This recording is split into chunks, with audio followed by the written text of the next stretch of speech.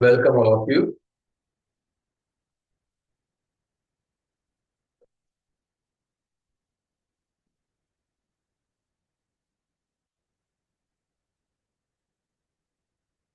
नमस्ते।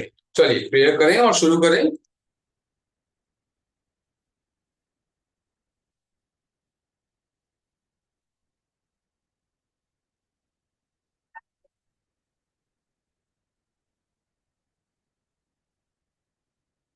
गुरुर्ब्रह्मा गुरुर्विष्णु गुरुर्देवो महेश्वर गुरुर् साक्षात् परब्रह्म तस्मै श्री गुरवे नमः।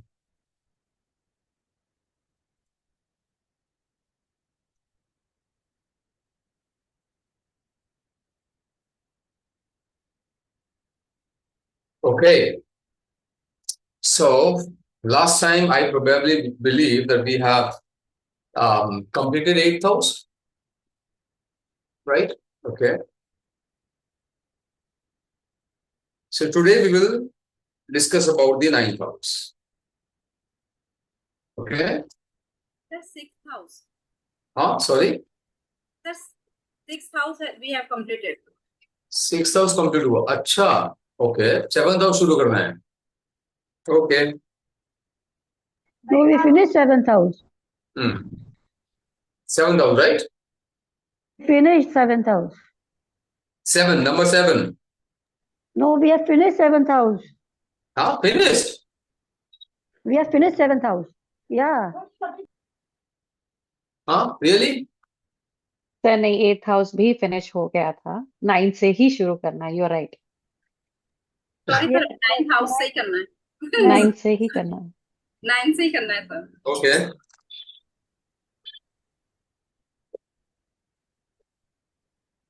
ठीक है।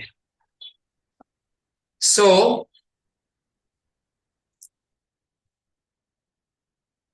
house number 1,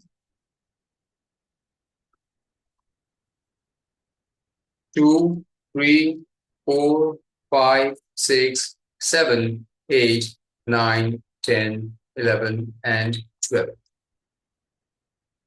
ओके, ये तो हमने समझा था। Now about the 9th house. This is the 9th house. आज के भौतिक जगत में 9th हाउस बहुत वैल्यूएबल है, because this is the house which is called as the fortune house, your destiny.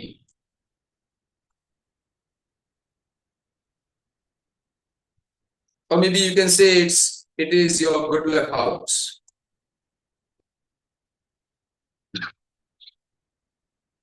All right, you can say that ये आपका शुभ house है।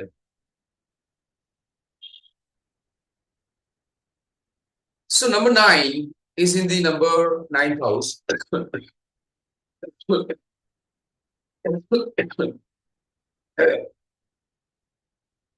और ये number 9 is the Sagittarius sign, धनु राशि, जिसका मालिक बनता है गुरु, जुपिटर। ऑलराइट, अगर आप काल पुरुष को थोड़ा समझोगे ना, तो यहां पर 4 ऐसी राशियां हैं जहां पर कोई ग्रह एक्सॉल्टेड नहीं है। There isn't any planet exalted in the Gemini sign.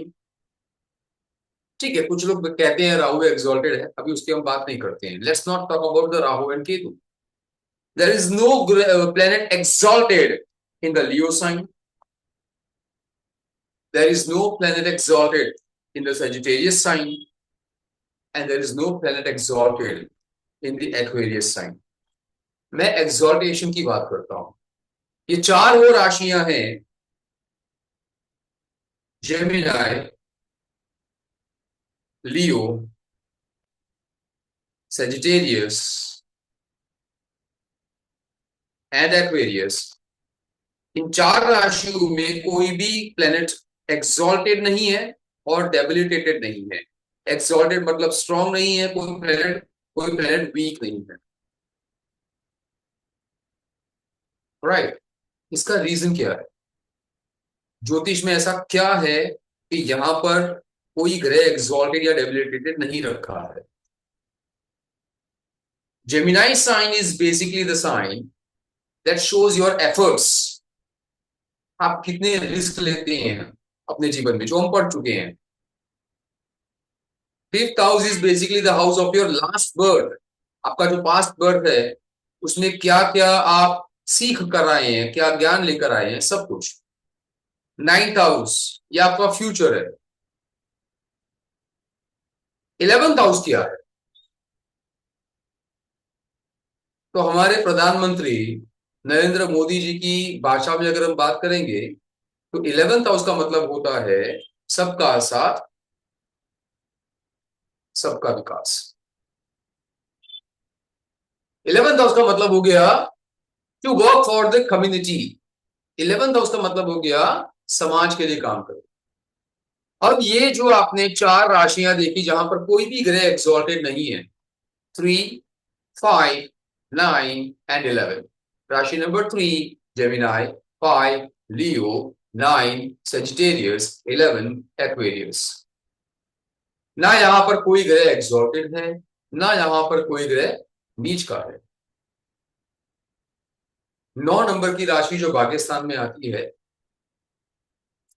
इसका मालिक है गुरु, Jupiter. Now what is the meaning of गुरु? अगर हम किसी को भी पूछेंगे कि गुरु का मतलब क्या है, तो वो हमें कहेंगे कि गुरु का मतलब हो गया ज्ञान, गुरु का मतलब हो गया एजुकेशन, गुरु का मतलब हो गया विजडम जो आपके पास में है, स्पिरिचुअलिटी जो आपके पास में। आपकी कुंडली देख करके कोई व्यक्ति गुरु को देखेगा तो वो ये कह सकता है कि आप धर्म परिवर्तन करेंगे या नहीं करेंगे। आपकी कुंडली के गुरु को कोई देखे तो वो ये कह सकता है कि आप अपने धर्म से ज्यादा किसी और धर्म को प्यार करते हो या नहीं करते हो। कई बार ऐसा होता है ना, you get attracted by some other religion, happens natural. किसी धर्म की, किसी प्रकार की जो रिचुअल्स होती हैं, आप उनसे अट्रैक्ट हो जाते हो। Even that happens. मैंने आपको शायद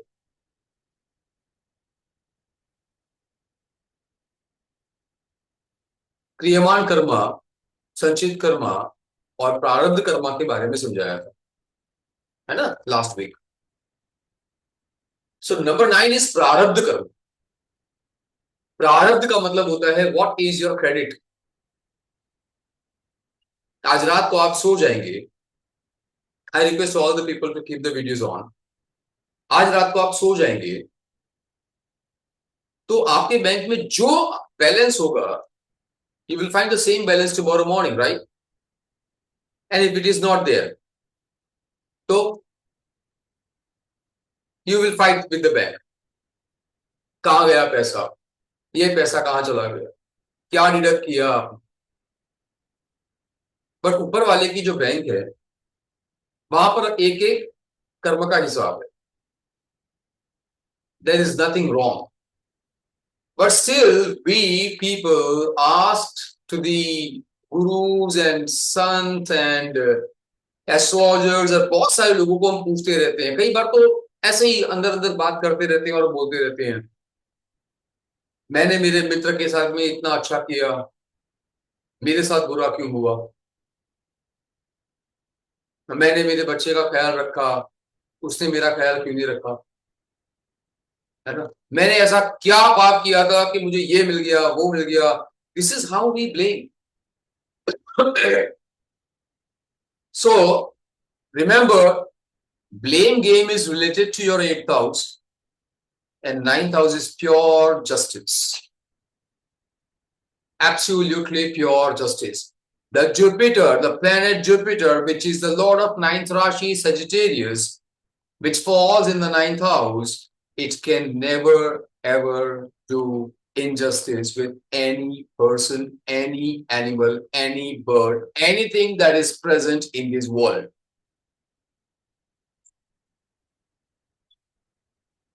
Having said this, if I say this, कि अहमदाबाद में अभी प्लेन क्रैश हुआ था 2 महीने पहले, बड़े सारे लोग मर गए। अगर मैं ये कहूँ ये जस्टिस था तो शायद लोग मुझे मारेंगे, पर अगर ग्रहों की भाषा से बात करेंगे तो शायद जस्टिस था। हमें नहीं पता कि किसने कैसे किस प्रकार की मौत मांगी है। मैं आपको एक और बात बताता हूँ। मान लो कोई, मैंने ऐसी कुछ घटनाएं देखी हैं जीवन में, किसी के मुंह से ऐसी चीजें मैंने सुनी है। आई होप आपके घर में ऐसा नहीं हुआ होगा, हुआ होगा तो आप ज्यादा रिलेट करोगे इस बात को, कि कोई व्यक्ति घर से निकलता है और वो अपनी पत्नी को बोल के निकलता है कि भगवान करे कि मैं ट्रेन के नीचे आ जाऊं और वापिस ना आऊं, तब तुझे मेरा पता चलेगा कि मेरी अहमियत क्या है। फिर कोई बोले कि मेरा एक्सीडेंट हो जाए और मैं ऐसे मर जाऊं कि तुझे मेरी डेड बॉडी भी ना मिले, तब तुझे रोना आएगा और तब तुझे पता चलेगा कि दुख क्या बात है। क्या ऐसे लोग बातें करते हैं अपने घर में? सुना होगा आपने, नहीं सुना है तो ये बहुत गलत बात है, आपको सुनना चाहिए। ऐसे बातें होती है, ऐसे बातें बहुत घरों में होती है। उन घरों में होती हैं जिन घरों में बहुत ज्यादा झगड़े होते हैं, बहुत ज्यादा कलेश होते हैं, ऐसे होती है। मैं ये नहीं कहूंगा कि इसी जन्म में होती है, हो सकता है पिछले जन्म में की हो आपने ये बात, but remember one thing, whatever you demand, whatever demand or wish and desire that comes out from your heart, and if that desire is pure, I'm talking about pure, I'm not talking about a negative or a positive desire, it's about purity. कितनी शिद्दत से, कितने dedication से आपने वो Dzire मांगी थी। For example, चलो ये आपने नहीं सुना था, मैं एक और एग्जाम्पल देता हूं। मेरे पास, I am a wholesale businessman of examples. For example, मान लो कोई पति है, बड़ी अच्छी सुंदर पत्नी मिली है, बट वो उसे प्यार नहीं करती, वो उसके पैसों से प्यार करती है। तब वो पति जब बाहर जा रहा है तो किसी स्लम एरिया में वहां से गुजरता है, एक कपल को देखता है, बहुत खुश है, पैसा नहीं है, but the couple is very happy and specially the wife is taking care of the husband. तब वो हस्बैंड, वो पति इस नजारे को देखेगा, फिर वो बोलेगा मन में, पैसों की कोई वैल्यू नहीं है, इससे तो अच्छा मैं गरीब पैदा हो जाता, कम से कम अपनी अच्छी पत्नी तो मिलती। We desire a lot, we wish a lot, ठीक है। इंडिया में रहने वाले व्यक्तियों को, लोगों को विदेश अच्छा लगता है। विदेश में रहने वाले लोग सोचते हैं एक मौका मिल जाए, 5 साल से इंडिया नहीं गया। सबकी अपनी अपने डिजायर है, एवरीबडी, है ना। I'll share my desire with you, which I had when I was in 20s. I had a desire कि मैं थोड़ा सा मोटा हो जाऊं, मेरा पेट थोड़ा सा बाहर आए। And the God actually blessed me with the same last year. थोड़ा पेट बाहर आया, बट वो थोड़ा ज्यादा आ गया। And then I realized that this was a wrong desire.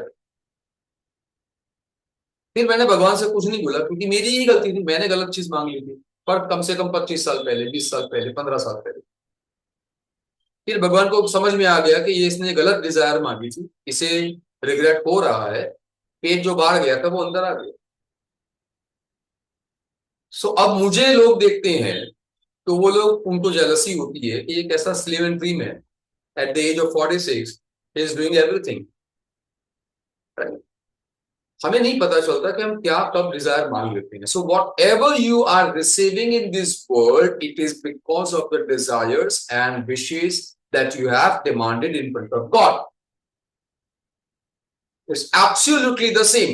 कोई चीज इनजस्टिस नाम का कोई वर्ड भगवान की डिक्शनरी में नहीं है, डेस्टिनी के डिक्शनरी में ये वर्ड नहीं है। It's only pure justice. मैं ये कहूंगा जस्टिस भी नहीं है, जो मांगा वो मिला, दैट्स इट, फिनिश, पीरियड। जो भी मांगा वो मिला, ठीक है। One of my good friends, he actually belongs to Kerala, like I belong to Kerala. So वो केरला से बिलोंग करता है, अहमदाबाद में मेरे साथ रहता है काफी सालों से। So before some 9-10 years, he told me, I don't love Keralites. I don't love Malayalis. मैंने बोला क्या हुआ भाई? I don't love it. I don't love them. I wish I would have got birth in a Gujarati family. Someone who is belonging to Gujarat. So this is your wish? Sure? Yeah, sure. Fine. Next birthday, you will have a Gujarati family.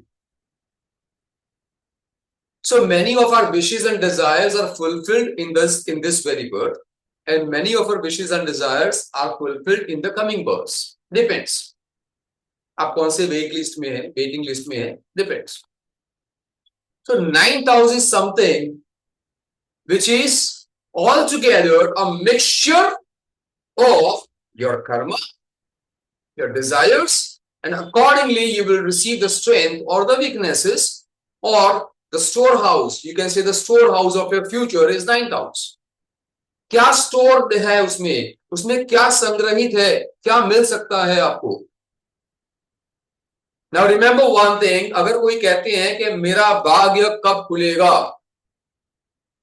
भाग्य कभी खुलता नहीं है, मतलब कभी वो बंद ही नहीं होता है, वो खुला हुआ ही होता है। तो खुलेगा कैसे? जो बंद होता है वो खुलता है ना, भाग्य कभी बंद होता ही नहीं है। The doors to the destiny are always open. So जैसे मैंने लास्ट वीक आपको समझाया था,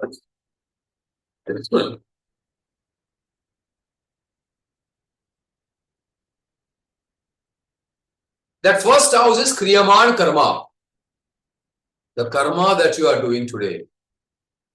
Today's karma is something on which the ninth house is depending.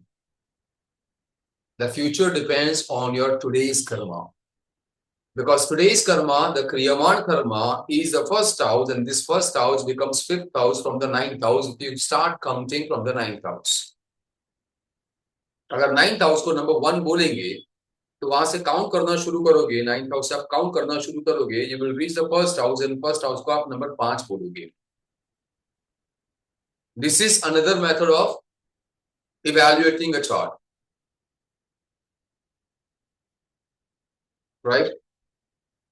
आप अपनी कुंडली देखेंगे ना, आपको ये भी पता चलेगा कि आपके चाचा कैसे हैं, आपकी चाची कैसी है, उनके बच्चे कैसे हैं। Everything is revealed from a chart. Coming back to the ninth house, ninth house ये भगवान है, नाइन्थ हाउस ये मंदिर है, नाइन्थ हाउस ये सत्संग है, नाइन्थ हाउस ये आपका शुभ हाउस है। शुभ हाउस अशुभ कर्मों से शुभता नहीं प्राप्त कर सकता।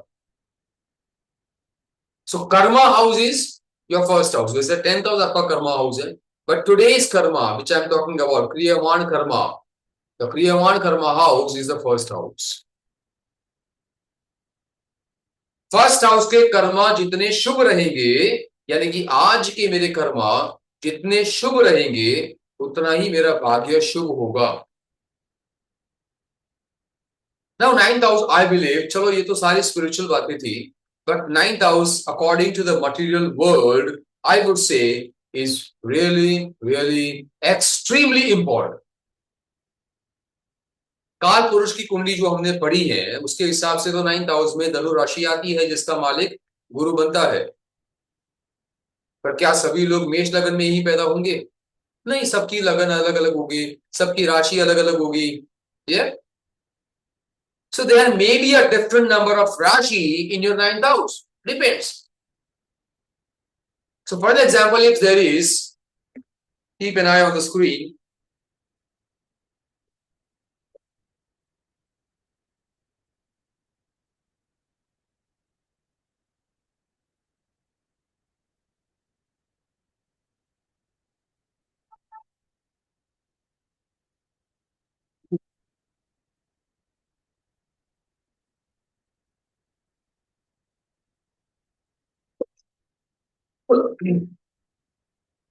जैसे हमने पहले सीखा था, जो पहले सीखा था वो मैं यहां छोटी सी कुंडली में ड्रॉ करके बताता हूं आपको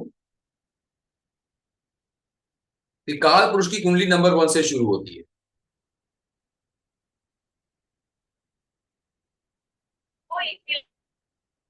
राइट। बट मान लो कि किसी की कुंडली में ये जो फर्स्ट हाउस है जिसे हम लगन कहते हैं, या जिसे इंग्लिश में हम असेंडेंट भी कहते हैं, मान लो किसी के फर्स्ट हाउस में यहां पर 5 नंबर लिखा है। Now start writing all the numbers, 5, 6, 7, 8, 9, 10, 11, 12, 1, 2,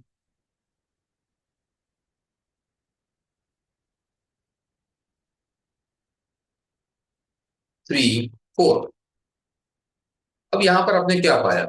काल पुरुष में तो फर्स्ट हाउस में नंबर 1 यानी कि एरीज साइन है, बट यहां ये व्यक्ति जब लियो असेंडेंट में पैदा हुआ है तो इसके 9th हाउस में एरीज साइन आ गई।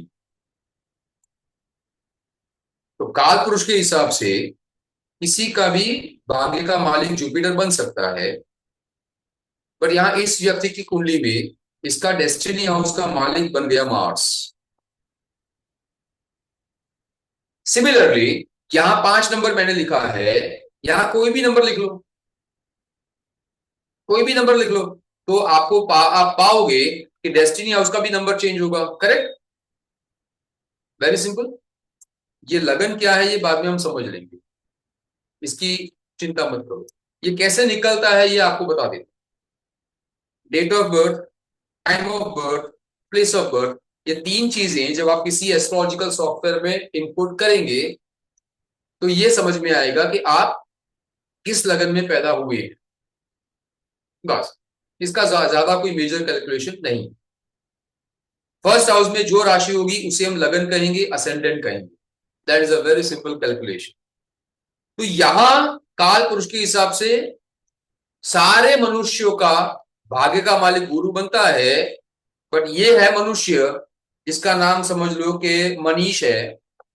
तो ये मनीष नाम का जो मनुष्य है, जो इस लियो असेंडेंट में पैदा हुआ है, इसके भाग्य का मालिक बन जाता है मंगल, क्योंकि इसके भाग्य स्थान में 9th हाउस में मेष राशि है। Number 1, whenever you see the numbers in a zodiac sign, I mean in a kundli, the numbers do not represent the house numbers.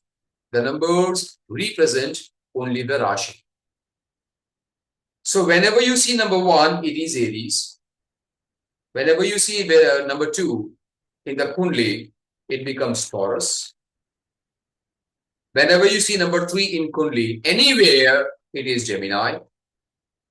Whenever you see number 4, it becomes Cancer. Whenever you see number 5, it becomes Leo. Number 6, it becomes Virgo. Number 7, it becomes Libra. Number 8, it becomes Scorpio. Number 9 becomes Sagittarius. Number 10 becomes Capricorn. Number 11 becomes Aquarius. And number 12 becomes Pisces. जो number दिख रहा है वो राशि का number है, वो house number नहीं है। हाउस नंबर आपको मेंटली याद रखना है, मेंटली सारा आपको मेंटली याद रखना है कि हाउस नंबर कौन सा हो सकता है। ओके, सो अगेन जैसे ये कुंडली है तो इसमें दिस इज अ ब्लैंक कुंडली, ये एकदम ब्लैंक कुंडली है, यहां पर मैं कोई नंबर लिख नहीं रहा हूं। तो यहां पर ये फर्स्ट हाउस बन जाएगा, ये सेकेंड हाउस बन जाएगा, ये थर्ड हाउस बन जाएगा, fourth house, fifth house, sixth house, seventh house, eighth house, ninth house, 10th house, 11th house and 12th house. बस यहां से ये फर्स्ट हाउस है, इसको मान के चलो, बस इतना याद रखना। फिर एंटी क्लॉकवाइज आपको जाना है, क्लॉकवाइज नहीं जाना है, एंटी क्लॉकवाइज जाना है। ऑलराइट, अगर नंबर दिखा, फॉर एग्जांपल यहां पर आपको नंबर दिखा मानो 12, तो क्या कहेंगे आप ये कहेंगे कि किसी के 10th हाउस में 12 यानी कि पाइसिस साइन बैठी हुई है। अगर मान लो कि यहां पर आपने लिखा हुआ पाया 6, तो आप क्या बोलेंगे कि ये भाई साहब के 4th हाउस में 6 यानी कि वर्गो साइन बैठी हुई है।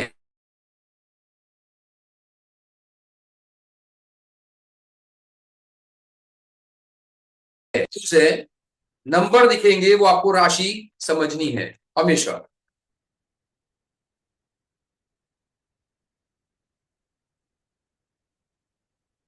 फॉर एग्जाम्पल यहां पर 2 लिखा है, तो क्या बोलेंगे आप? That this is the 12th house, but 12th house में राशि कौन सी है? टॉरस। आई बात समझ में? मान लो कि यहां पर 8 लिखा है, तब क्या बोलेंगे? That this is the 7th house, but यहां पर राशि कौन सी बैठी हुई है? स्कॉर्पियो। जो नंबर दिख रहा है वो राशि है, और जो हाउस है वो आपको याद रखना है कि ये 7th हाउस है, 12th हाउस है, इस तरीके से। क्लियर? तो कंफ्यूजन नहीं होगा। फाइन। अब 9th हाउस से क्या क्या देख सकते हैं? सबसे पहली बात तो अब ये समझ में आया कि काल पुरुष के हिसाब से तो जुपिटर सबके लिए इंपॉर्टेंट है, because Jupiter becomes the lord of the 9th house according to the काल पुरुष चार्ट। बट आपकी कुंडली में 9th हाउस में जो राशि होगी वो भी आपका भाग्येश बनेगा, वो भी आपके भाग्य का मालिक बनेगा, वो भी आपके डेस्टिनी हाउस का 9th हाउस का मालिक बनेगा। So all together the probability is that when a person has to check the powers of his destiny, Jupiter तो वो बाय डिफॉल्ट देखेगा, बट उसकी कुंडली में कोई और एक ग्रह भी होगा जो उसके डेस्टिनी या उसका मालिक होगा, वो भी उसे देखना पड़ेगा। राइट? अब मटेरियल लाइफ में why is Jupiter so important? Why is the 9th house so important? Why majority of the people say, why majority of the people say that मेरा भाग्य खराब है, मेरी किस्मत खराब है, मेरा भाग्य कब खुलेगा, मेरा भाग्योदय कब होगा? Why do we hear so many different types of sentences where we attach the destiny to everything that we receive in our life? ठीक है, अब वो समझो। सो इसे समझने के लिए एक और याद रखिएगा, the destiny house is a Shubh house. अगर आपकी कुंडली में जुपिटर अच्छा है, अगर आपकी कुंडली में 9th हाउस का मालिक अच्छी कंडीशन में बैठा है, तो उसका सबसे पहला मतलब ये होता है कि आपके ऊपर परमात्मा की विशेष दया है। तो उसका दूसरा मतलब ये होता है दैट द गॉड और से the divine energies or say your clairvoyance or say the divine messages, everything is going to take you towards the right direction. इस दुनिया में बहुत सारे लोग ऐसा कहते हैं, कुछ लोग, कुछ मिडिल क्लास लोग कहते हैं, कोई गरीब होता है वो भी कहता है, कोई हाई मिडिल क्लास होता है वो भी कहता है, कोई अमीर होता है वो भी कहता है कि मेरे जीवन में लगभग लगभग कभी कोई मुसीबत आई ही नहीं है, आई भी तो इतनी आराम से चली गई कि मुझे पता भी नहीं चला। जब कोई ऐसा बोले तुरंत समझ लेना कि इसकी कुंडली में जुपिटर बहुत अच्छा है या उसका 9th हाउस का मालिक बहुत अच्छा है। मेजॉरिटी केसेस में मेरे अनुभव से दोनों चीजें अच्छी होती है, जुपिटर भी अच्छा होता है, 9th हाउस का मालिक भी अच्छा, तब उसका जीवन बड़ा आसान हो जाता है। अच्छा, कुछ लोगों की जीवन में देखो अच्छी खासी गवर्नमेंट जॉब मिली हुई होती है, छोड़ देते हैं, पता नहीं क्या हुआ, छोड़ दो। अच्छा खासा वो एलएलबी कर रहे थे, पोटेंशियल काफी अच्छा था, दोस्तों की बातों में आकर के कुछ और कर लिया। बहुत अच्छा स्पाउस मिला था, किसी और की बातों में आकर के डिवोर्स दे दिया। अच्छी खासी नौकरी चल रही थी, अच्छा सैलरी था, हैंडसम सैलरी था, नौकरी छोड़ दिया, सेल्फ एम्प्लॉयड बनने की कोशिश की, इन्वेस्टमेंट किया, और जो था सब चला गया। हैपेंस। ये सब चीजें आप कुंडली से भी चेक आराम से कर सकते हो, आप बहुत आराम से। And trust me when I से आराम से, इट्स रियली आराम से। अगर 2 साल ढंग से आप किसी भी टीचर के साथ पढ़ाई करते हैं, तो मैं आपको सच बता रहा हूं, अगर टीचर भी बहुत अच्छा है, अगर आप भी बहुत अच्छे हैं, दोनों का अच्छा होना जरूरी है, ठीक है, तो 2 साल बाद किसी की भी कुंडली देखने के बाद आप बहुत आराम से चीजों को समझ जाओगे। देखो, दुनिया में ना सिर्फ दो प्रकार के सवाल होते हैं, मुझे ये करना चाहिए या नहीं करना चाहिए, फायदा होगा या नुकसान होगा, इससे ज्यादा कुछ नहीं है। कुछ ये नौकरी करूं या नहीं, हाँ या ना, अच्छा है या बुरा है, इससे शादी करूं अच्छा है या बुरा है, ये बिजनेस करूं अच्छा है या बुरा है। तो सवाल क्या है आपका, दो ही आंसर्स हैं, अच्छा है या बुरा है, तीसरा कोई आंसर है नहीं। बस इसी को समझना है पूरी से।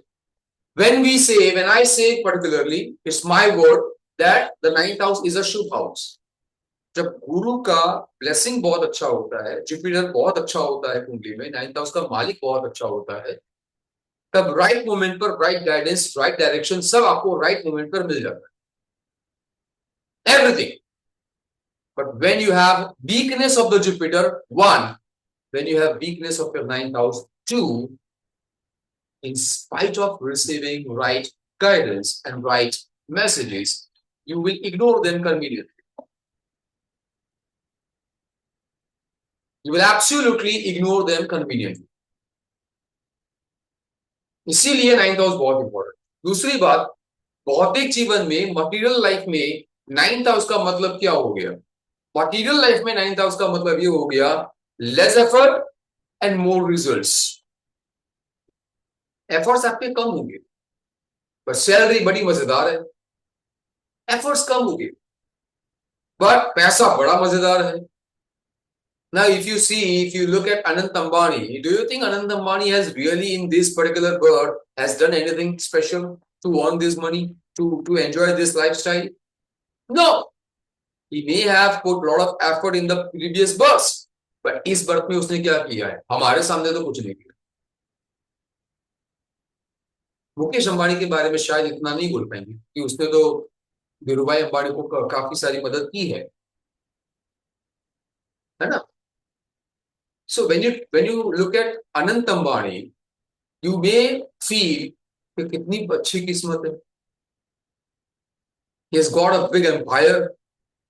He has nothing to do. बस कुर्सी पर बैठ जाओ, एम्पायर को संभाल लो, right? And what about you and me? We started from zero. We struggled. एक एक पैसा जोड़ा, ये किया वो किया। हम में से जिसने भी स्ट्रगल नहीं किया है, again it's a good luck. Why? Because your Jupiter is good, the lord of ninth house is good. So पूरे करियर में नाइन्थ हाउस का मालिक का अच्छा होना, जुपिटर का अच्छा होना बहुत जरूरी है। अदरवाइज ये आपको करियर में बहुत संघर्ष देगा। One, it's not about only about career, it's also about every single aspect of life. अगर आपका भाग्य का मालिक कमजोर होगा या जुपिटर कमजोर होगा, trust me, it will delay your marriage as well, it will delay conceiving as well. वो अगर आपका कोई लीगल फाइट की हो गया, उसमें भी डिले लाएगा। Now remember, ninth house is all together justice, so ninth house becomes your law as well. Lawsuits, जितने भी लॉ सूट्स हैं, आप कोई पुलिस केस करते हैं, आपने कोई कोर्ट केस कर दिया, ये सब कर दिया, तो करने से पहले क्या चेक करना है? ये चेक करना है how strong you have the strength of the Jupiter. आपकी कुंडली में नाइन्थ हाउस का मालिक कितना अच्छा है, ये चेक करना पड़ेगा। Now will go to the 10th house. Yes, one more thing, mother के लिए हम एक हाउस चेक करते हैं, that is the 4th house, कर्क राशि।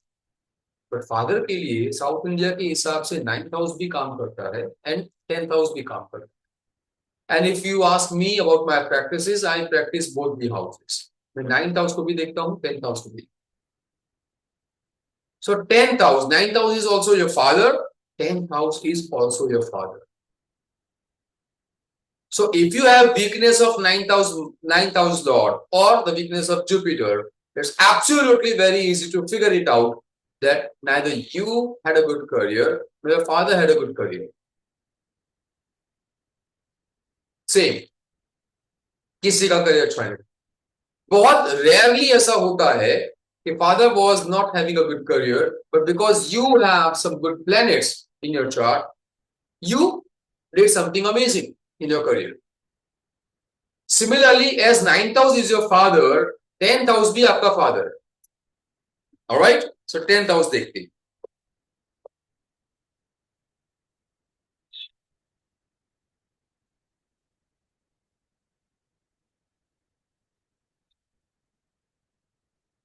So this is 10th house. Okay, 10th house क्या है? Name and fame. Your career. Career की stability. Your father. If there is some connection of 2nd house and 10th house, then in that case only. Remember, I repeat again, if there is some connection of 2nd house and 10th house together, then again there is a connection, or maybe if the connection is of sun, तो हम कह सकते हैं 10th house को देख करके कि ये फैमिली बिजनेस है. 10th house can also be considered to be business. 10th house ये आपका बॉस है, रिपोर्टिंग बॉस. इसको रिपोर्ट करते हैं आप एवरीडे.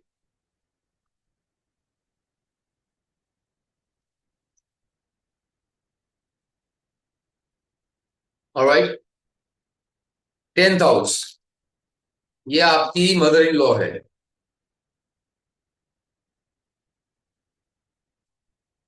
4th हाउस आपकी मदर है. 10th हाउस आपकी मदर इन लॉ है. 10th हाउस आपका फादर है, तो 4th हाउस आपका फादर इन लॉ. उल्टा पुल्टा किया ना मैंने. यहां मदर डाल दिया, 10th हाउस में मदर इन लॉ डाल दिया. 10th हाउस में फादर है, तो 4th हाउस में father in law. Because this is you and this is your spouse. तो आपसे 4th हाउस में अगर आपकी मदर है, तो स्पाउस से 4th हाउस में स्पाउस की मदर आएगी ना, है ना. आपके 10th हाउस से अगर आपका फादर है, तो स्पाउस से 10th हाउस में आप स्पाउस का फादर आएगा ना. सिंपल है, राइट.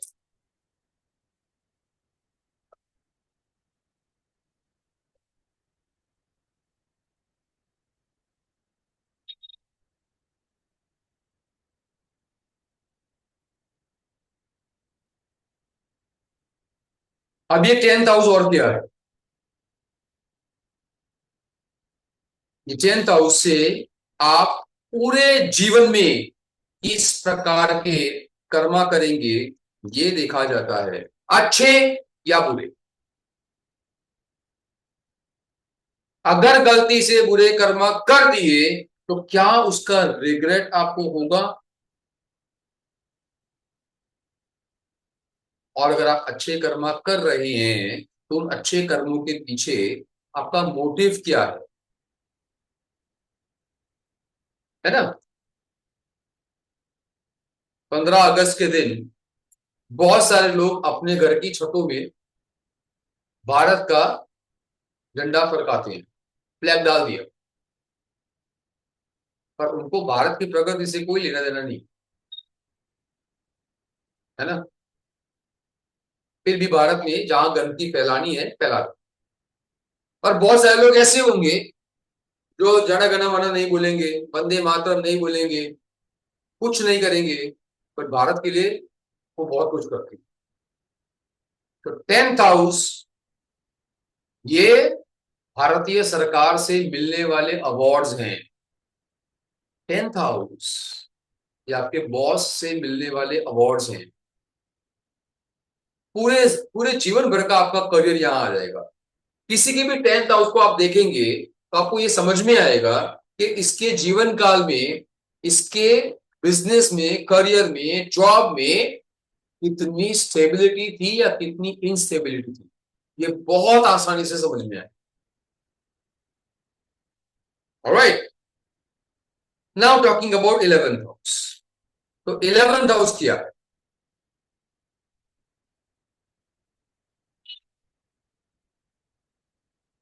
थोड़ा सा 11th हाउस समझाने के लिए मैं थोड़ा डिस्ट्रैक्ट हो रहा हूं, and please have a look on the screen. 8th house is अकेलापन, आइसोलेशन, लोनली फीलिंग करना. Do we really love to be lonely? Majority will say no, है ना? और कभी भी अकेले होते हैं तो क्या करते हैं? We take the support of Instagram Reels, we take the support of Netflix, something like that. इसीलिए इंसान को हमेशा समाज की जरूरत होती है। 11th हाउस आपका समाज है।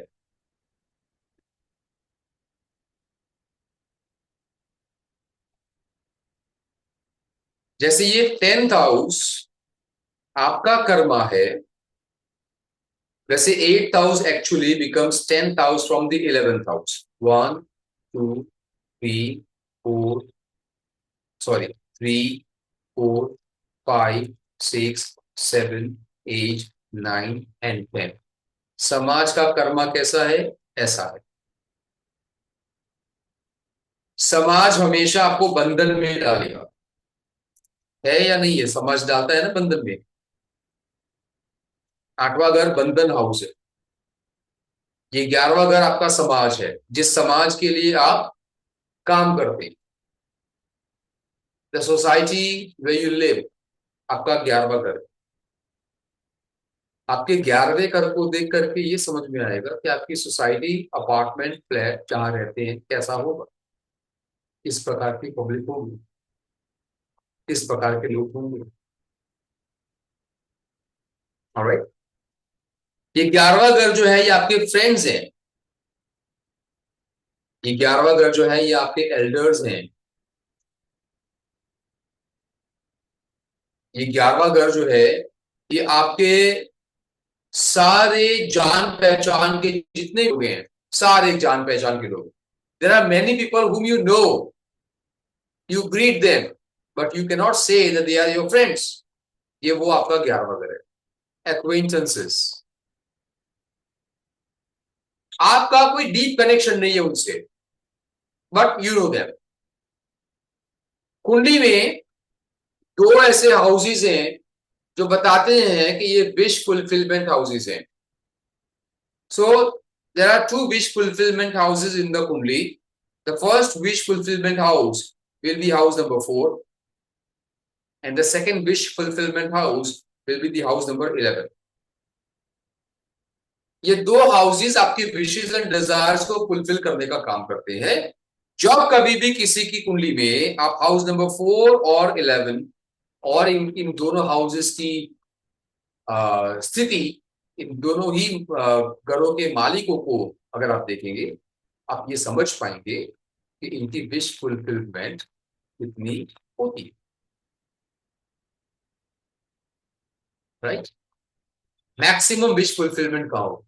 जिस व्यक्ति का, किसी भी व्यक्ति का अगर मान लो कि 4th हाउस खराब है, ठीक है, तो वो विश फुलफिलमेंट के लिए कहां जाएगा? बाहर। बाहर मतलब 7th हाउस, ये घर के बाहर का स्थान है। Because 7th house also becomes 4th house from the 4th house if you can count it. 1 2 3 और 4। यहां से विश फुलफिलमेंट नहीं हुई, मेरे घर में मेरी विशेस एंड डिजायर्स फुलफिल नहीं हुई, इंसान जाएगा घर के बाहर। या अगर उसके पास में उसकी पत्नी है तो पत्नी को बोलेगा। पत्नी ने अगर विश फुलफिलमेंट नहीं की तो अंतिम उसके पास में ऑप्शन क्या है? Friends. So there are many men whom you see कि जब उनको घर में इज्जत प्यार नहीं मिलता है तो वो बाहर जाते हैं, वो बाहर मित्रों से बात करेंगे, उनके साथ में ज्यादा टाइम स्पेंड करेंगे। ये चीजें आप तब जरूर चेक करेंगे जब आप किसी दो व्यक्तियों की कुंडली मिलान करते हैं, ताकि आपको ये पता चले कि कौन कहाँ किस प्रकार से क्या पोटेंशियल रखता है। हर कुंडली में एक पोटेंशियल होता है, क्या क्या कर सकते हैं। कोई भी कुंडली देखी तो आपको ये समझ में आना चाहिए क्या ये स्पाउस के लिए डेडिकेटेड है। I am not talking about loyalty, it's about dedication. 60 साल 70 साल की उम्र में भी क्या ये व्यक्ति अपने स्पाउस को इतना ही प्यार करेगी या करेगा, ऐसा कुंडली से दिख रहा है। और ऐसा क्या दोनों कुंडली से दिख रहा है? ऐसी जिन दोनों कुंडली से दिखाई दे उन दोनों की शादी करवानी चाहिए। 1 सेकेंड थिंग, ये सवाल आप पर्सनली मुझे कुंडली विश्लेषण के समय पर मत पूछिएगा, because I am sure you will not be ready to listen to the bitter truth. I am 100% sure. और अगर मैंने कुछ उल्टा पुल्टा बोला, आप सीधा डिवोर्स के बारे में सोचेंगे। सो जो मैं बोल रहा हूं सिर्फ सीख लेना, कुछ अपने बारे में मत पूछना। प्लीज चेक माय कुंडली सर, मेरे स्पाउस की कुंडली चेक करो। दो कुंडलियां जब हम चेक करते हैं मैच मेकिंग के लिए, तो उसे ये भी समझ में आएगा एक्स पर्सन जो है उसकी कुंडली की वजह से वाई पर्सन का करियर बंद होगा या शुरू होगा, अच्छा होगा या बुरा होगा, पैसा जाएगा या आएगा। whenever a woman or a man complains, there are both the people they complain। एक मर्द होगा वो कंप्लेन करेगा शादी की है तब से करियर चौपट हो गया है, एक औरत होगी वो कंप्लेन करेगी कि शादी से पहले आई वॉज पापा की परी and now I am nothing. शादी के बाद सारा गायब हो गया, धन चला गया, ज्वेलरी चली गई। The reason is matchmaking गलत हुआ है। The planets do affect you, है ना। एंड तो मेरे पास इस प्रकार से जब कोई दिक्कत आती है तो मैं उस प्रकार के केसेस में, मतलब वो लोग पूछते हैं कि कौन से ग्रह की शांति करवा दे, क्या करें, कैसे करें। But the moment you have tied the knot, the planets are attached. अच्छा, बहुत लोगों में आपने ये भी देखा होगा कि एक स्पाउस की मृत्यु हो जाती है या डिवोर्स हो जाता है, उसके बाद में दूसरा स्पाउस जो है वो बहुत बेहतर जीवन जीना शुरू कर देता है। इसका उल्टा भी देखा होगा कि बहुत बेहतर जीवन था बट दिमाग खराब हुआ, डिवोर्स के बारे में सोचा, या स्पाउस मर गया, उसके बाद में दूसरे की हालत बदतर हो गई, खराब हो गई। कितनी बार ऐसा हमने देखा है। इतना देखने के बाद भी हम कुंडली पर भरोसा नहीं कर रहे। इतना देखने के बाद भी द वर्स्ट, और I would say not the worst, मुझे बहुत दया आती है उन लोगों पर जो कुंडली मिलन करवाते तो हैं तो मानते नहीं। करवा देंगे, हमसे कुंडली मिलन करा देंगे, किसी से भी करा देंगे, फिर जब कोई ज्योतिषी बोलेगा कि ये कुंडली नहीं मिल रही है, you should not go ahead, शादी वही करेंगे, वही करेंगे। And then you have to suffer a lot,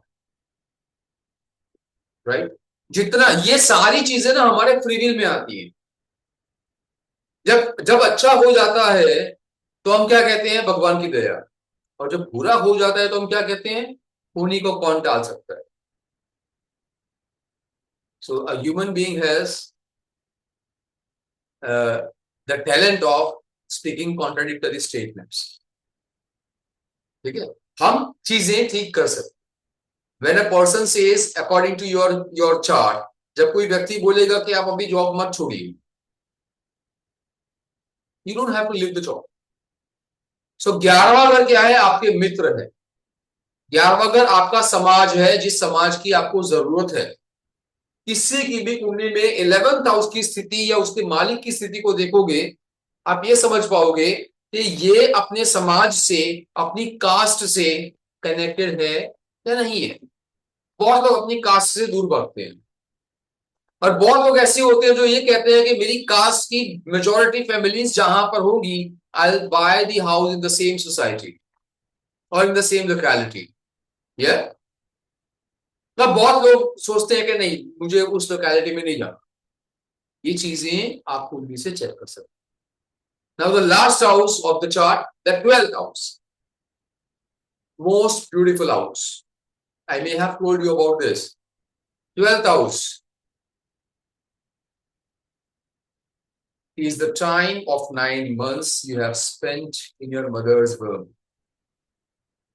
मां के गर्भ में जो 9 महीने आपने निकाले हैं, आपने कैसे निकाले हैं, किस तरीके से निकाले हैं, ये आपके 9th हाउस से देखें। आप सॉरी 12th हाउस से, आपके 12th हाउस को देखने के बाद में, आपके 12th हाउस के मालिक को देखने के बाद में, ये तय करना आसान है, ये देखना आसान है कि आप जब अपनी माँ की गर्भ में 9 महीने के लिए थे, आपकी माँ किस प्रकार के जीवन से गुजर रही थी। वो खुश थी, दुखी थी, गरीब थी, अमीर थी, संघर्ष था, नहीं था, ये बहुत सारी कुंडलियों में मैंने जैसे कई बार ऐसे प्रिडिक्शंस कर लेता हूँ, मतलब याद आता है तो कर लेता हूँ, दिख जाता है तो कर लेता हूँ। तो मैं पूछ लेता हूँ, ये बच्चा आपने कंसीव किया ठीक है, बट 9 महीने के बीच में कहीं आपने ऐसा सोचा था कि इस बच्चे को गिरा देना है, नहीं लाना जीवन इस दुनिया में? तो बोलेंगे हाँ। ऐसी चीजें भी आप कुंडली से चेक कर सकते हैं कि आप लाना नहीं चाहते थे बट आप लेकर आ गए। बिकॉज ड्यूअल माइंड बहुत बार होता है ना, आफ्टर कंसीविंग ड्यूअल माइंड होता है, डाइजी माइंड होता है, you are not in a right frame of mind. 12th house is your bedroom. आपकी कुंडली के 12th हाउस और आपकी कुंडली के 12th हाउस के मालिक को देख करके ये अंदाजा लगाना बड़ा आसान है कि आपका बेडरूम कितना छोटा या कितना बड़ा होगा, कितना अच्छा या कितना बुरा होगा, कितना सुंदर या कितना कितना अगली होगा, कितना समेटा हुआ या कितना मैसी होगा। बहुत आसान है, ठीक है। 12th house is the quality of sleep you get every day. The quality of sleep. कितने लोगों की ये कंप्लेन होती है, मैं तो बार बार उठता रहता हूँ, सो जाता हूँ 8 घंटे, कांस्टेंट नींद नहीं आती है, हर 3-4 घंटे में I wake up. The quality of sleep is 12th house. 12th house is the house of moksha. There are actually 3 houses of moksha: धर्म, अर्थ, काम, मोक्ष। हम ऐसा कहते हैं ना, the 4 pillars of a human life. So there are 3 houses of moksha. House number 4, that is your mother. जब आप माँ के साथ होते हैं, माँ की गोद में सर रख के सोते हैं, तो आपको मोक्ष वाली फीलिंग नहीं आती? अच्छा नहीं लगता? सुंदर, सुकून, कितना सुकून लगता है। फिर 8वां घर भी मोक्ष है। 8वां घर क्या मोक्ष है? 8वां घर मेडिटेशन, समाधि, स्पिरिचुअल साधनाएं, ये भी मोक्ष है। फिर 12वां घर नींद, सो जाओ। Now you will complete the class, पर आप में से बहुत सारे लोग डिनर अगर लेकर बैठे हैं तो सीधा सो जाए, बाकी है तो डिनर खाकर सो जाए। 12th house is also the house of loss. Loss किस चीज का? इस दुनिया में 3 प्रकार के लॉस होते हैं। लॉस नंबर 1, तन का लॉस, है ना। आप टीनेजर में जितने मजबूत और स्ट्रांग थे उतने अभी हम हैं नहीं, है ना, स्ट्रेंथ कम हो गई। फिर मन का लॉस, बचपन में जिसको बहुत प्यार करते थे, जिस मित्र को बहुत प्यार करते थे, बचपन में जिस घर को बहुत प्यार करते थे, क्या आज उस घर से, उस मित्र से उतना ही प्यार है? कितने लोगों ने आपको हर्ट किया और आपका प्यार धीरे धीरे धीरे धीरे कम हुआ। मन की भावनाओं का लॉस, तन का लॉस, मन की भावनाओं का loss, and the last one is धन का लॉस। कितनी बार धन का लॉस होता है? एक धन के लॉस का एग्जांपल मैं आपको दे रहा हूं। एक बार किसी ने, डॉक्टर के कहने के हिसाब से, the person went to the laboratory, कुछ रिपोर्ट्स निकालने गए, रिपोर्ट्स निकाल के आ गए। अब हमारे जैसे किसी लेमैन को रिपोर्ट्स में क्या ही समझ में आए? ये भाई साहब चले गए डॉक्टर के पास, डॉक्टर को बता दिया, डॉक्टर साहब ये रिपोर्ट्स हैं, आप देख लो, कोई डरने वाली बात तो नहीं है ना। Is that the same question you and me will ask to the doctor? The same question कि सर डरने वाली कोई बात नहीं है ना? हाँ। अच्छा, ये सवाल जब आपने पूछा कि डरने वाली कोई बात नहीं है ना, what answer actually you expect? That डरने वाली कोई बात नहीं है। तो डॉक्टर ने इसको भी यही आंसर दिया, डरने वाली कोई बात नहीं। Now is that the moment really to be happy? Yes, but this patient was not happy. Surprising. Patient ने डॉक्टर को कहा, डॉक्टर साहब 15,000 का खर्चा कर दिया और रिपोर्ट में कुछ नहीं आया, तो आपको क्या चाहिए था? डिजीज चाहिए था ताकि पैसा वसूल हो। Do you understand the contradictory of a human life? पहले सवाल ये पूछा कि am I safe, nothing to worry. Doctor said nothing to worry. दूसरे ही पल उसी ही व्यक्ति ने क्या बोला? 15,000 का नुकसान हो गया। सो अगर डिजीज आया होता तो क्या आप ये बोलते कि 15,000 का नुकसान नहीं हुआ, फायदा हो गया? करेक्ट। ऐसे बहुत सारे एक्सपेंसेस हम जीवन में करते रहते हैं, बहुत सारे। कुछ लोग कहते हैं 10 साल से मेडिक्लेम ले रहा हूं, सारा पैसा बर्बाद हो गया। क्या चाहिए? डिजीज चाहिए आपको, हॉस्पिटल जाना है, सर्जरी करवानी है। What are you actually demanding from the god? Understandable. अच्छा, हम में से बहुत सारे लोगों ने जीवन में गलत कोई कोर्स कर लिया होगा, कोई गलत डिग्री ले ली होगी, and today we are maybe not able to use that degree. Yes और no? Isn't it the loss of money? Isn't it the loss of energy? Isn't it the loss of time? Practically, yes. पर उसको, उस loss को हम loss नहीं कहते। पर अगर 2 किलो आलू लेने गए और 5 रुपए का धनिया फ्री में नहीं मिला, that is a loss. We regret. धनिया फ्री में मिलना चाहिए था। So there are several types of losses in life.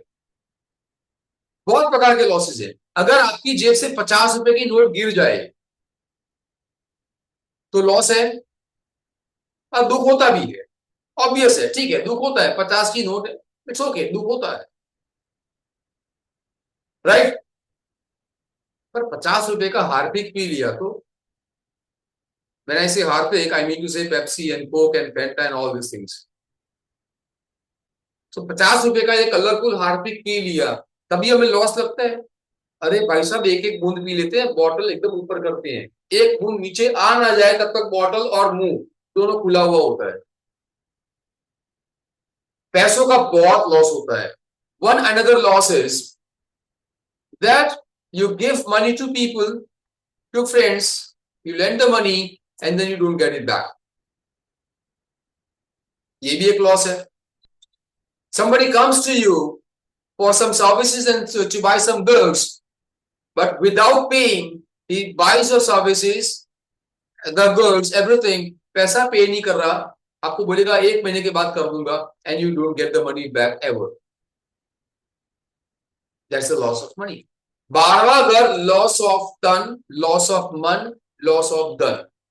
हर प्रकार का लॉस ये 12वां घर है। When you buy a house, do you get money or you pay the money? Obviously you pay the money. जब आप घर खरीदते हैं, व्हीकल खरीदते हैं, शॉपिंग करते हैं, तब भी आपका 12वां घर ही एक्टिवेट होता है, तब भी आपका 12th हाउस ही एक्टिवेट होता है, because you are spending the money. So when you are doing shopping of anything, धनिया खरीदा, चाहे आलू खरीदा, चाहे गाड़ी खरीदी, चाहे मकान खरीदा, चाहे whatever thing you buy, the 12th house gets activated, because while buying, while shopping, you not only use the energies of your body, the energies of your mind, but also the money. All right? इसके अलावा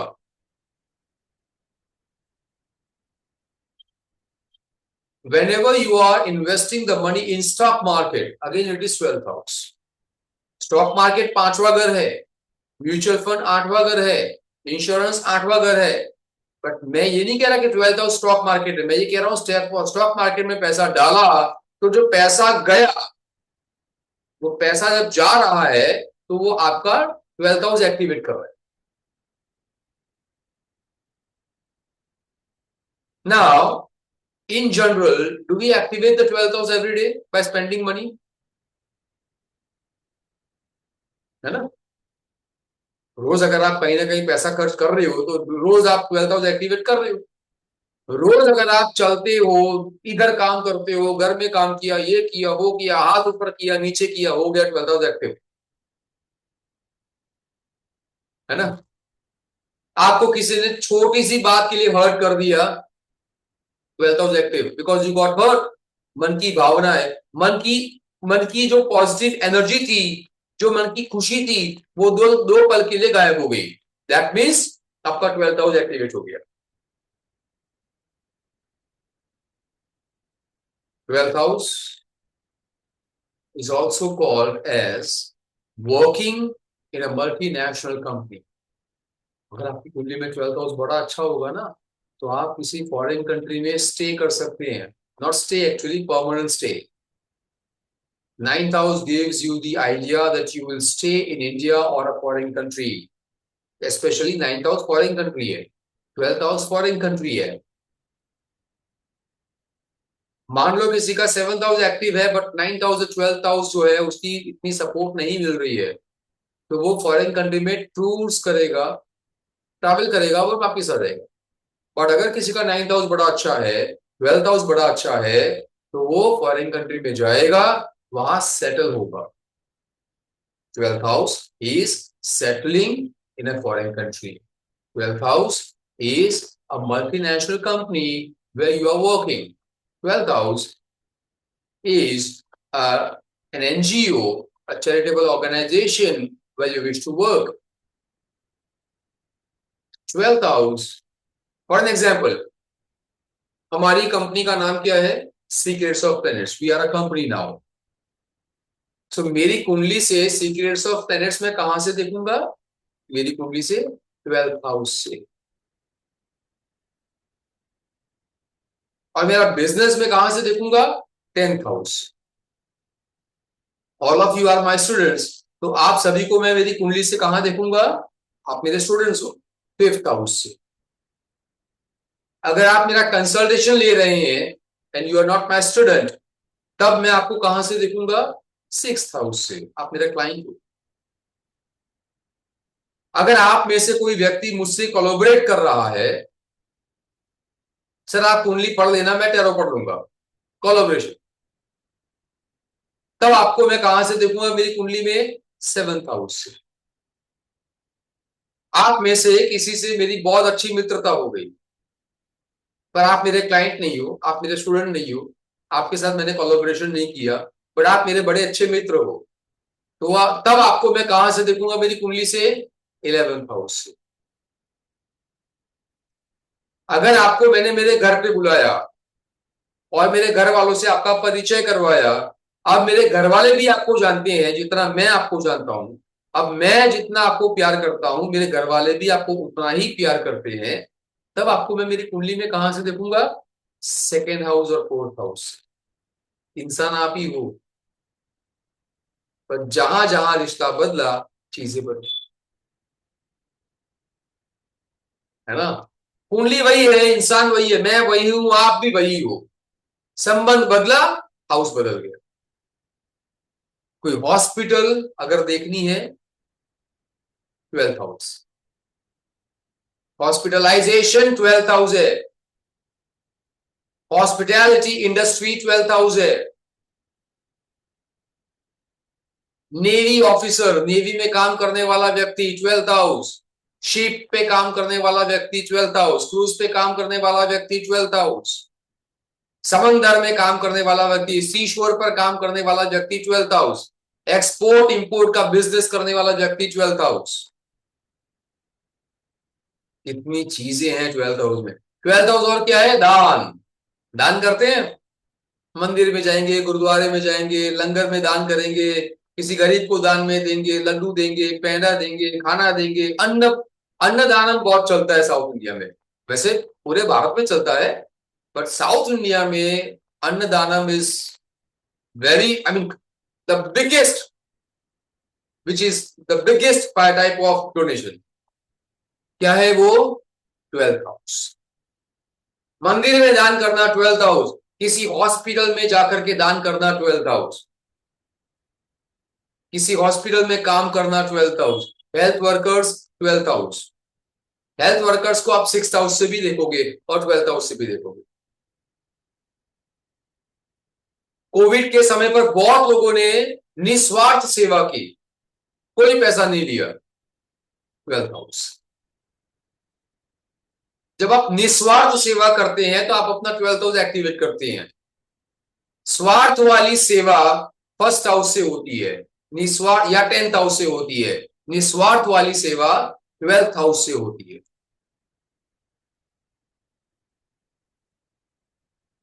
है ना। अभी आप सभी और मैं, हम सभी निस्वार्थ रूप से नहीं जुड़े हैं।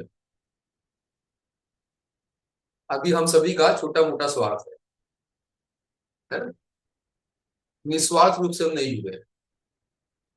बट 2 पल भी अगर निस्वार्थ भावना क्रिएट हो गई मन में तो बड़ी अच्छी बात है। 12th house, alright. when you spend your money, when you spend the energies of your tan, man and dhan without the expectation of receiving back something, then you activate your 12th house positively.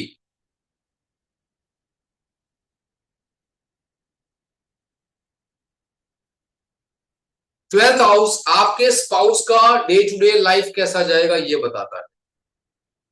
6th house आपका day to day life कैसा जाएगा ये बताता है। 12th house आपके पिता के जीवन में कितना सुकून है या था ये बताता है। 12th हाउस ये बताता है कि आपके पिता ने अपने जीवन में सही वक्त पर सही प्रकार का साहसिक काम किया या नहीं किया। रिस्क टेकिंग फैक्टर आपके पिता के जीवन में था या नहीं था, ये आपके 11th और 12th हाउस से आप देख सकते हैं। 12th हाउस से ये देख सकते हैं कि आपकी मदर का भाग्य कितना कमजोर या कितना अच्छा है, क्योंकि आपका 12th हाउस आपकी मदर की हाउस से 9th हाउस बन जाता है।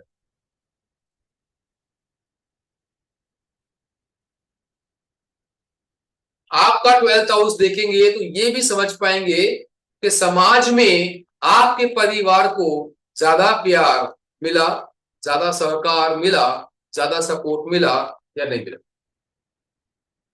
आपके 12th हाउस की स्थिति को देखकर यह अंदाजा लगाया जा सकता है कि आप रोज छोटे बड़े जो रिस्क लेते हैं, परिश्रम करते हैं, उन परिश्रम के पीछे आपके पॉजिटिव थॉट्स हैं या नेगेटिव थॉट्स हैं, कि 99% पर पहुंचने के बाद आप हार जाओगे या नहीं हारोगे। ये आपकी कुंडली के 12th हाउस को देख करके तय किया जा सकता है।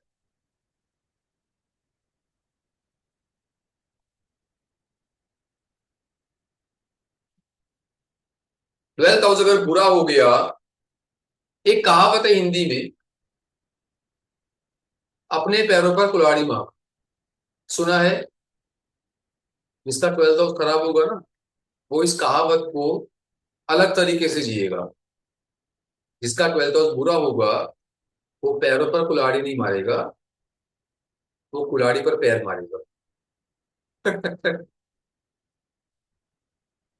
जिसका 12th हाउस जितना खराब, वो व्यक्ति उतना ही बुरे कर्मा में अपने आप को रखे। Because 12th house is the bedroom happiness, intimacy, physical relationship as well. 12th house is purely physical relationship, purely. वैसे physical relationship के लिए बहुत सारे houses जिम्मेदार हैं। 2nd house, 3rd house, 7th house, 8th house, 11th house, 12th house, ये सारे houses आपके physical relationship के लिए जिम्मेदार हैं। And one more thing, किसी के भी 12th हाउस को देख करके ये अंदाजा लगाना आसान है that was this person involved in any physical relationship before marriage, or was he or she involved in any kind of physical relationship after marriage, not with the spouse but with somebody else. ये भी आप किसी कुंडली से देख सकते हैं। ये सवाल पूछे जाएं तब आप जवाब दे सकते हैं, अपफ्रंट इन चीजों के जवाब देने हानिकारक है।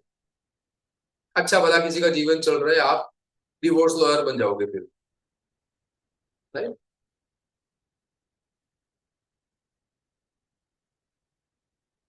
तीन चीजें याद रखिएगा कुंडली में,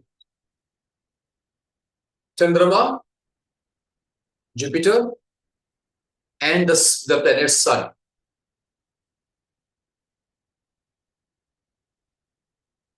ठीक है, इसे मैं मंत्र के सहारे से आपको समझाता हूं। सबसे पहले हम हमेशा ये कहते हैं ओम मातृदेवो भव, चंद्रमा। फिर हम कहते हैं ओम पितृदेवो भव, द प्लेनेट सन। फिर हम कहते हैं ओम आचार्य देवो भव, द प्लेनेट जुपिटर। याद रखिएगा कि ये तीन ग्रह हैं जिसकी कुंडली में केंद्र या त्रिकोण हाउसेज में बैठे होंगे या अच्छी कंडीशन में बैठे होंगे, he is really a pure person, and he thrives to have more and more purity in life.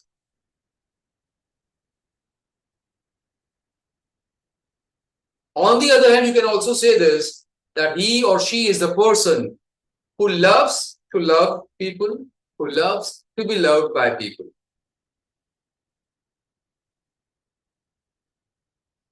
All right, fine. So today we have completed all the 12 houses. Because I have a little bit pain in my throat, so we will not be able to continue the class much more longer today. But yes, next Sunday we will meet the same time, 8 to 10 p.m. with some other new topic. All right?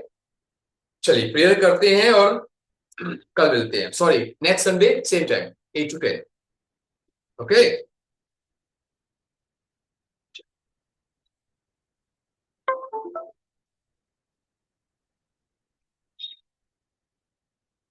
करचरणकृतं वाक्कायजं कर्मजं वा श्रवणनयनजं वा मानसं वा पराधं विहितमविहितं वा सर्वमेतत्क्षमस्व. जय जय करुणाब्दे Shri Mahadev Shambho. Thank you. Gratitude, sir. Thank you, sir. Thank you, sir. Thank you so much, sir. Thank you.